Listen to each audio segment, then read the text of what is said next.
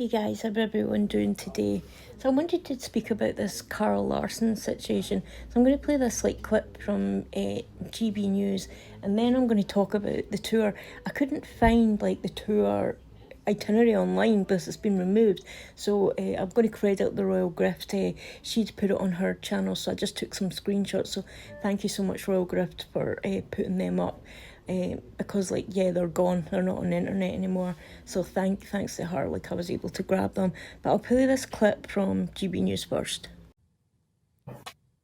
I went to Graceland a year ago for our high school reunion, and I thought what a great time this would be to do a similar thing in Montecito and Los Angeles. So I told Thomas, hey, I have a great idea. Since we're not doing the show right now, we have basically put Remarkable Friendship on ice until he gets better. So I told him about the tour, and he said, I think you have something there. Now, I said, maybe we'll go see you. And he said, oh, I'm not really up to that right now. And besides, people may expect to see me, and I may not be up for that.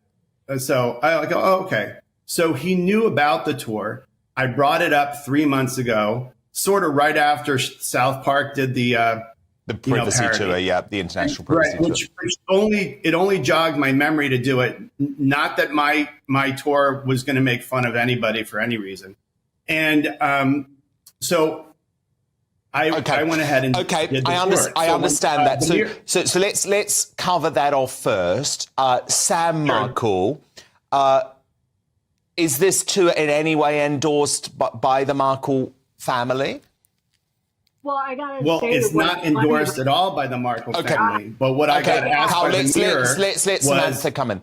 Is the Mirror asked me, you told Thomas about the tour. Did he disapprove? And I go, no, he didn't disapprove. I suggested going to see him, and I said, I'm not going to be up to it. Okay, so, understand, Karl. Let's let Samantha come in. Let's let Samantha come in. Yeah. Let's put the pedal to the metal right here. I've been speaking with him every day. First of all, you haven't been in regular contact with him over 4 years. So don't overquote yourself and don't take license.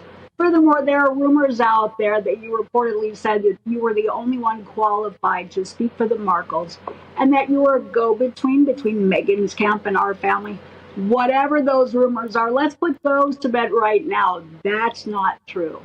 And so if you did discuss this with my father, I can tell you in no uncertain terms that, him not agreeing with you or showing any interest isn't an acquiescence, and it doesn't mean that he wasn't against it.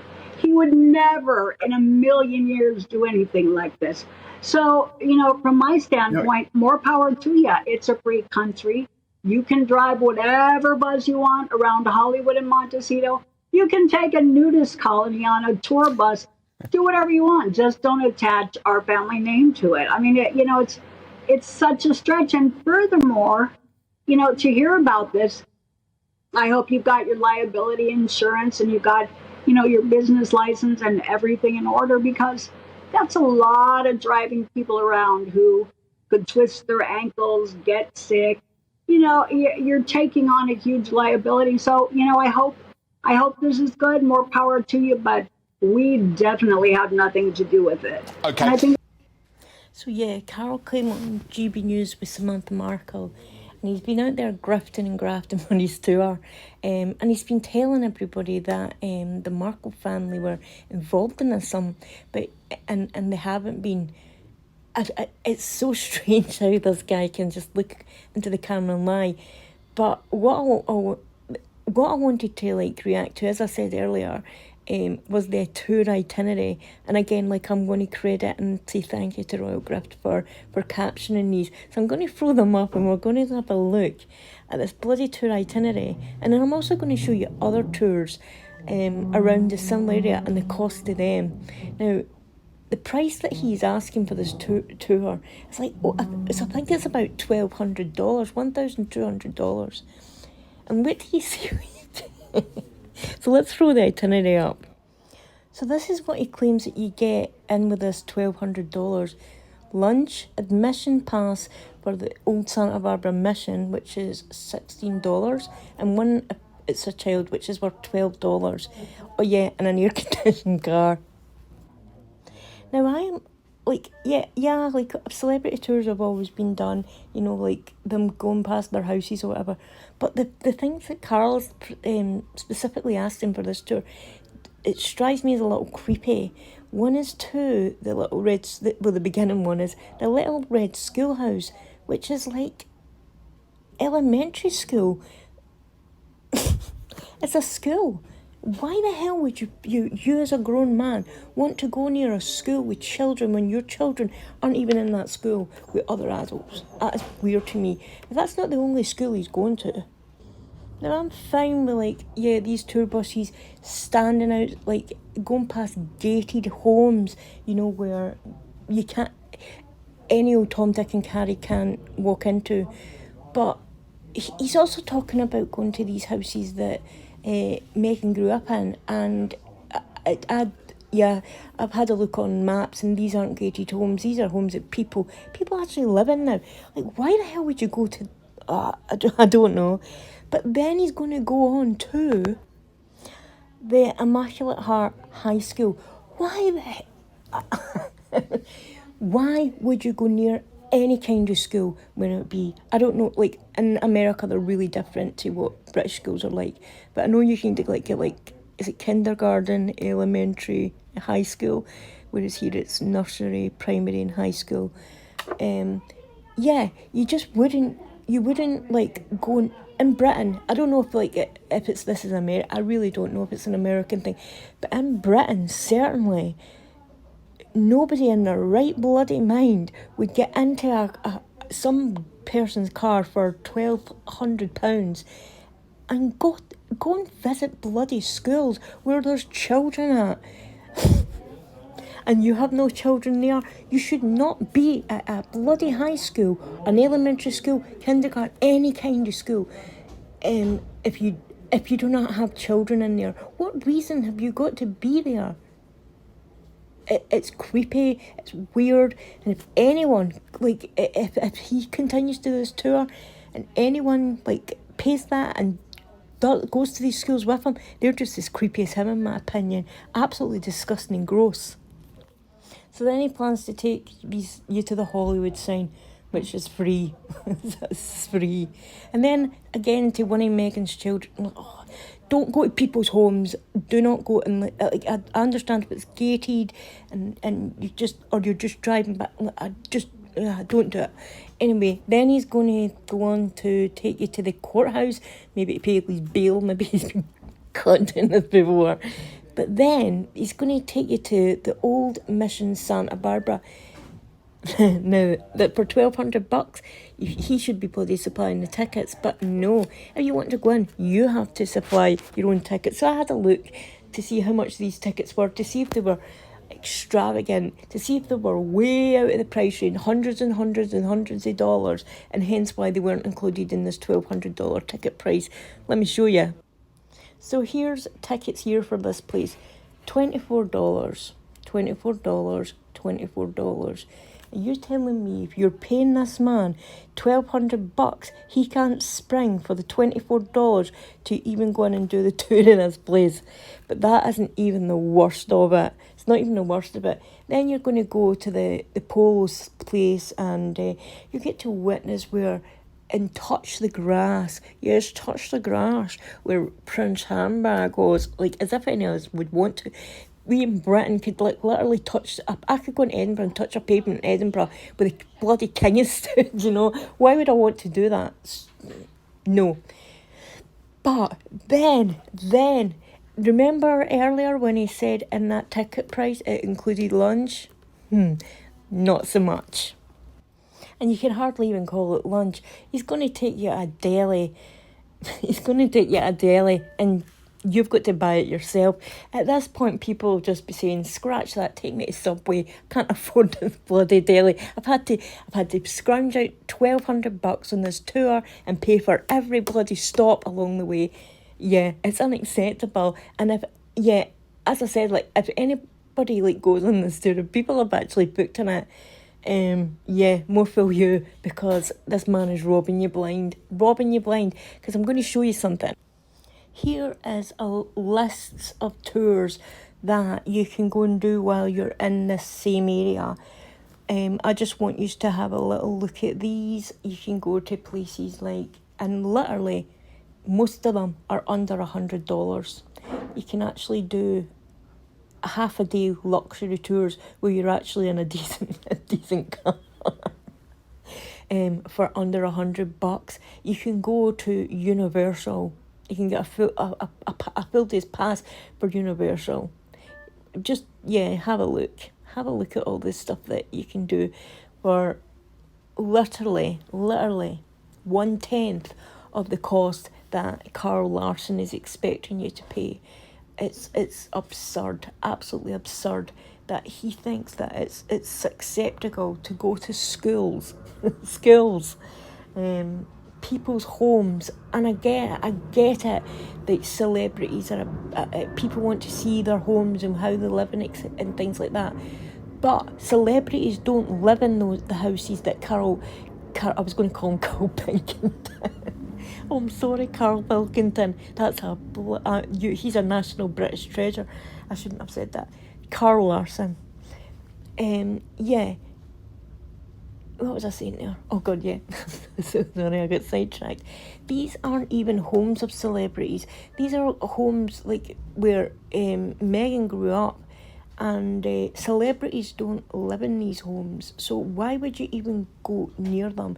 And then to pay for your own lunch. If you want to stop anywhere, you're only getting like 10 minutes. Or if you want to go in, you have to buy your own ticket. It's disgraceful. So I also went over to Karl's Twitter, thinking, he's this, if he's a massive photographer, surely he'll have tons and tons of followers.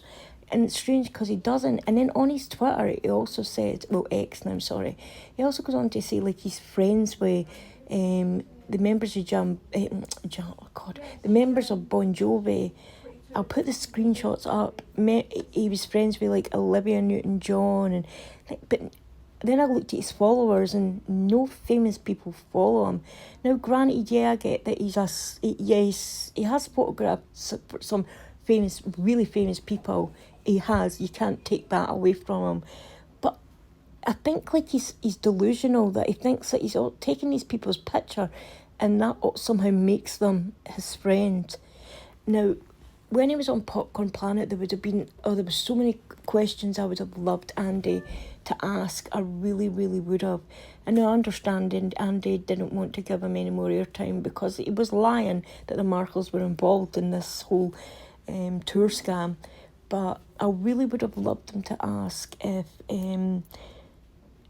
Meghan put Karl Larson up to setting up her dad, before the wedding. I would have loved to know. I would have loved them to ask if Karl was in contact with Meghan, and that's how he would know where to hide in the bushes for everywhere that she popped up. I would have loved to have known if Karl was friends with Jack Royston. I would love to have known as well if Karl was on a friendly basis with Christopher Boozy, because on the GB News thing, he said that he was annoyed at Andy because he said that Andy had contacted Christopher Boozy, DM'd him privately, and told him that he was jealous of Karl's tour or something, and that he wanted it stopped. I don't believe that for 1 minute. I don't believe he's jealous of Karl Larson. But my question is, like, if that was a private message, how the hell did Karl Larson know about it? Unless he's heard it off of Boozy, so in which case they must be in touch with each other. I would have loved. As I said, like, I understand why, like, he didn't want to give him any more airtime. But I just wished, please, I was watching it on Popcorn Planet, and I was like, oh no, keep him there. Ask him these poignant questions. Like, how the hell, like, does he know where Meghan Markle is when she's out on her own? How the hell did...